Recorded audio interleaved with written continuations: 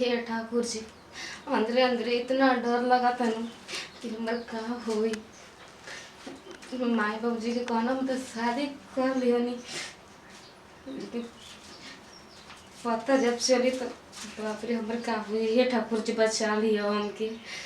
छटकी ए दुल्हन, अरे छटकी घर में रहते का? अरे बाप रे बाप, छटकी ये छटकी। हाँ दीदी। और ये कहाँ? दीदी आप जब अपना आँख से देख ही रहे बनी तब पूछत काहे के बनी? अरे छटकी इतना बड़का है पेट, बाप रे। मम्मी जी, ए मम्मी जी। का हो? अरे मम्मी जी, हाँ अरे ये नहीं छोटी है, नीचे गिरे पेटवा पे जाके निकल से। पेटवा अरे मम्मी जी हम ओगो वाले के पूछे, मम्मी जी पूछे आई नहीं। हम का पूछ रे, तू पूछो ओकरा से हम का पूछ। ए छोटकी करे ई पेटवा तोर मुंह बा। हाँ का बात बरे? मम्मी जी पेट में बबुआ बा। आय हो दादा। ये मम्मी जी आप का है मम्मी जी? अरे तू जब ई तोर हाल रहता काहे के शादी कर देली अपना बाबू माई ले? काहे ना वो जे बतावली हरे यारे हमरा लइकवा के जिंदगी नरक कइलू का? ए दादा अब कौन मुंह है आदमी देखाई आ हमर लइका ले का कहब कि ए बच्चा है बात बा।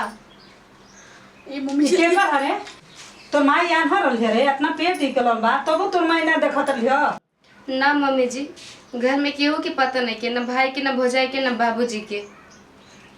हाँ त ना पेट निकलल बा। कैसन महतारी होई कि अपना लड़की के ना ख्याल करे? ये मम्मी जी हाँ? यही में शादी भी कर देलन। कैसन बाप मातारी हो? कैसन बाप महतारी बाई, कैसन बिया कि अपन पेट लेके चले ससुरा। अरे मम्मी जी सब बात छोड़ी ना, मतलब बउआ जी के खातिर टेंशन होता। लइकवा के का बतावल जे? हमारा तो कुछ कहाते नहीं, हमारा तो जना त हार्ट अटैक हो जाए। ई जवन आई गुल हमनी के घर में आई हो दादा, टोला महला गांव घर सुनी त का कही रे? बुढ़ावा ले कैसे बतावल जे? का कइल जाए? सही सही बता तो के कर पेट हरे ना धर के कर।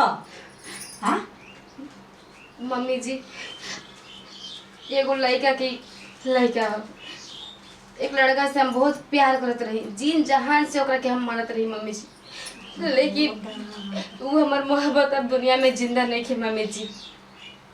तोर माई बाबू के ना पता रहल रे? हां कैसे कैसे कह दिया तो लाजे सुनने के तेरे लगा। नजरी के पानी धोई के तू पी गोल बाबू जना त ये बचिया। जब ऐसा शरीर रहा तो तोर माई बाबू आन रहल रे के खलास ना करा देला? मम्मी जी घर में क्यों तो मन में लिखे कि हम बच्चे के माई बने वाला है। मम्मी जी का अब करी? सब बात छोड़ी, हाँ। ठीक बा ना? हमार बात सुनिए अब। कह। अब कुछो नहीं करे की, हां ठीक बा? अब इधर कैसे वो घर में से निकाल दी, जैसे पहले आयल बा उसी पहले है निकाल दी। कह तारी ये बच्चे तू ए चल मम्मी जी गांव जवान जानी तो पता बना बाबूजी के नाम कितना चलता, हाँ। हमार पति के नाम कितना चलता, सब डूब जाए मम्मी जी। हां डूब जाए एकदम धोल भल। ये का कहता नहीं दीदी जी। ना छोड़ी तेरा अब छुटकियों का मैं शर्म लगा था। छी लेके आई बढ़िए तरह क्या कहते नहीं क्या नजरी में लाज नहीं खेती अभी कहते कि क्या करतन मम्मी तोरा कैसे रखब जरे गांव घर में हमनी के मुंह देखाई लायक बन अरे जाए। तोहर का जाई तो हमार पति के पूरा गांव सब जब सब जानता कि हमका पति का बा। थोड़ा सा भी गांव में कुछ भी पूरा ऊंच नहीं तो हम पति के पहले सब पास में आवेला। अच्छा जब हमरा के एक घर से निकाल दे तो और इज्जत बच जाई क्या? बाची चाहे बढ़ी वो हम ले देव के नहीं बा, ठीक बा ना? बाकी हमार पति की इज्जत हमार इज्जत बा, ठीक बा? अरे पता नहीं सुन पहले वो ठीक कर दिया जौन भी कल से तौन ठीक कल से घर से ही कलियो देता नहीं जा तो इज्जत हमनी के बची ना। हमारे पास में एगो उपाय बा। अच्छा समझा कर का उपाय बा मम्मी जी? चल चल चल एकरा के ना छोड़ दे ये जे रही छोड़ चल। गलती तो हम कहले ही बानी, लेकिन दीदी जी आ सासू माँ कौन उपाय करिए जा कहीं सचो के हमरा से घर से बहरी में कर दी है। ए बच्ची हाँ मम्मी जी आज लड़का के सुहाग रात में ढूके जान दिए काहे कि तू बड़ भौजाई बड़ी हम महतारी बने हम कैसे रोकब? लेकिन रोकब आखिरी तोरा रोके के। ठीक मम्मी जी हम थोड़ा सा मम्मी जी ट्राई करम करो के खातिर, ठीक हो मम्मी जी? देवर जी आ गई नी? हां आ गनी हो जी। अरे कहां गई जी? हैं कहां गई? कोन ने कुल संग होतिन के पाठी देबे बियाह न भइले बे स्वागत न हुए बा। ए बच्चा आ गई का भाई चमधनिया तने आऊ चल राज एगो चीज खिलाते हैं। आज सुहाग रात हो भोजोड़ जाए तो भूखी है आप चलो तो पहले मुंह मीठा कर जाला चलिए पहले हम सब। का होल मम्मी जी काहे कर दिए ए बच्चा देखो पंडित जी के बोला के हम मुहूर्त देखाऊंगी तो का होल पंडित जी कहला कि 6 महीना बाद तोहर सुहाग रात बा। आए बच्चा सुना आखिर मतलब कि कौनो बात हो जाई तो हमारा के न झंखे के हो जाई आ 6 महीना के बात बाटे आ तू का बेचैन भइल बा उ घर में न बिया ई का कहतनी मम्मी पंडित जी कोना 6 महीने तो 6 महीना बाबू ई कैसे हो सकल बता आखिर हम घरे रहब चाहे गाँव पे रहब तो कैसे हम ओकरा बिना रह जीव अकेले बता तो तू बात ठीक कहत रह बेटा तू घरे रहब तो ओकरा के देखब तो देखला बिन मन बना लेकिन बच्चा 6 महीना खातिर बाहर चल जा बाबू ई का कहतनी मम्मी अभी नया नया शादी भइल त कैसे हमनी के चली? देखब जना ओकरा के बड़की पतोहिया बिया हम बानी आ तू 6 महीना खातिर चल जा 6 महीना कोनो बरमा के दिन नहीं के गरहवो कट जाई आ कुल काम ठीक हो जाई बाबू आज भर तू हमारे कमरा में सुत हम वही जे सुत पंडित जी कोना 6 महीने 6 महीना हाँ आ ओकरा बाद में 6 महीना के बाद अइबो तो मौगी तोहरे ना रही हाँ? चल ठीक हम तो नहीं कने खुशी में हमरो खुशी बता हाँ, निकल बाबू। से तब ना बियाह करने हम आए तू करिया हो तू हां मम्मी जी सवेरे बच्चा के गाड़ी में के खाना बना दे सुबह ही जाए पड़ी तो रहबो तो जो देखबे न करबा ये जो तो हिया के देखला बिन कैसे रहबा चल काहे चल जी मम्मी तो बता गाँव वाला का कहियो सर ये कि कह देम ना हम कि पतो ये ले घरे तनी हमरा लइका घर रह के का करी बाल बच्चा कैसे कुल खैया से पोसैया से लइका ना कमैया से तो बूढ़ा बूढ़े बा चल ठीक मम्मी जैसे कहो सवेरे खाना बना दिया लइका चल जी बाहर ठीक अच्छा ना हां उठी के सवेरे बनाई ओकरा के जन जन ठीक है मम्मी जी।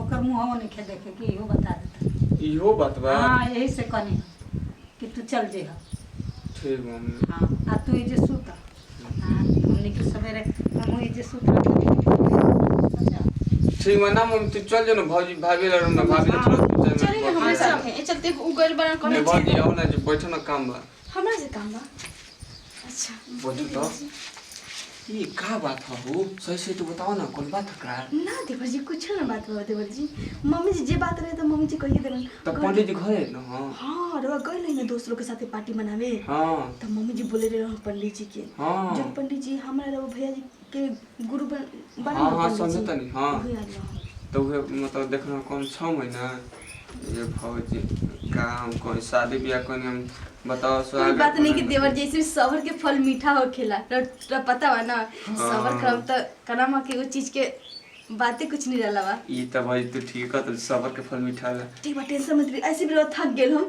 लाइन से उतार के हम लेके जाता नहीं और सुत रहे आराम से ठीक बा दी बारम टोपी भी पहन लेन झमकैले वाली इतना गर्मो नहीं खिला के दी ए भौजी है उतार के दी ना वो पहनने सुत रही ठीक बात हम जाते नहीं लोग कपड़ा पैक कर देते नहीं और सुबह पर खातिर मतलब सुबह पर उठ के बना दें अभी सुतम तब ना ठीक है देवर जी ठीक है जा ठीक हो जाते हैं देवर जी का हो गल है को बाइक के समझे में नहीं खो पंडित जी लोग ना ऐसा मतलब पता लेके घूमे जना बताओ सुहाग मना ले लते कम से कम तना भाई रहे तो चल गुरती बाहर चल अब होली के टाल सकल रे भैया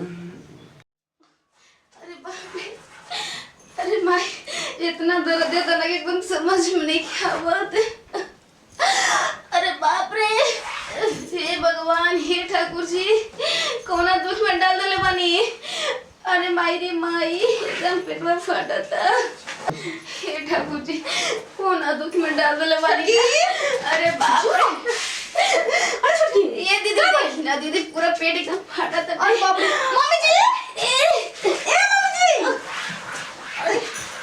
मम्मी जी अरे भाई मम्मी जी कहाँ पता कहाँ चल गए कहाँ अच्छा देखो गावे लाके हम देखी अरे दीदी लगा था कि हम सब जन्मे जाए बच्चे का पेटवा अरे भाई नहीं ने बाहर में सब सुन मम्मी जी कपड़ा दवाई ना दीदी कपड़ा चला देता अरे भाई रे आज जल्दी ए मम्मी जी का हो अरे मम्मी जी देखना चिल्लाती कहते तो कि कमर दुखा दे तुम कहते अरे ये दीदी ना बच्चे से देख मुझे लगा नहीं तो अरे भाई अरे छोटी चुप करना बाहर के आदमी सब थोड़ा सा छुटकी जोर लगा छोटा अब भाई थोड़ा सा जोर लगा जोर थोड़ा सा छुटकी मम्मी जी दवा देनी मम्मी जी अच्छा मम्मी जी हो गल मम्मी जी। हाँ रे मम्मी जी कहाँ मम्मी जी? धर ए तो खाबो के जी बस भी धर धर मम्मी जी तो पूरा बेहोश हो गई है। आज धर ये धर सब फेंक जा मम्मी जी बेहोश हो गई है मम्मी जी। चल अंदर देखो हम सब ना रह मम्मी जी कहाँ रख के गई है? आज चल उन्हें फेंक जा रे चल हो बच्ची यार जागो ए छुटकी। बच्ची यार बचाओ आई रमा बाबू छोड़ के चल मुले ए छुटकी। हुन मुहार देख रहो समय छुटकी ए छुटकी देख बाबू छुटकी बाबू चल गए ले आई हो बच्ची यार जाग रे बच्ची रे देख बाबू बाबू सुंदर भई रहा रे बच्ची यार बाबू छोड़ के चल गए हमें से के अब हमें से के हाथ में नहीं के कहाँ दीदी? जहाँ से आए वही पर चल गई छोड़ के। मारे कुछ लायक ना रहे बच्ची यार यही तरह लोथारा देख के डरावन वही तरह मुले भई रहा ना मम्मी जी हाँ, आप झूठ बोलता नहीं। अरे ना हो ना। रहा अरे फिर ना हो सकेला अरे ना छुटकी ना दीदी आप झूठ बोलता नहीं। मत करी गांव भर सुनी चुप रह मम्मी जी एक तो प्यार ना मर जिंदा रहे तो प्यार के निशानी ना जिंदा भइला हम कैसे जी अब गांव भर सुनी कहीं के ऊपर लगी तो गाना कर ये के चल गोली क्या करो तड़ी सा चुपचाप रहो देखला में डर लगत रे बच्चिया को सुगर भय रहे जियत रहे त हम ना कुछ कइले रहती अब का हुने ठेक छुटकी अपना हाथ से पत्थर ही रहे छुटकी सब ऊपर लगे हाथ में हो रहे। जाओ रानी एक खुशी ना चल भगवान तो सर के खुशी छीन लेला हमार। चुप ओ तो ये जुए तना पाप के पिता घोट के बनी अभी यही आदमी अखलाक लगाओ तो रोत नहीं जानी चुप रहे ना बाहर के आदमी से जाने से का तारी ना को को समझावत नहीं जाई करे तो बुझाए के चाहिए कि कोई से के खबा नहीं मैं देखा नहीं जा तेरी इज्जत खातिर ना हम इतना करे तेरी मम्मी जी अब बाबा जी कल के बुला देंगे मम्मी जी। चले कर कुछ खाने छन तन बनाई के हाथ जोड़ के चल चुपचाप रहो रे बच्चे चुप रहो तोरा को सहन देखा तारी तोरे खातिर तोरे भलाई खातिर अपना कोइले बन खाली लिए भी बनाई के चल चल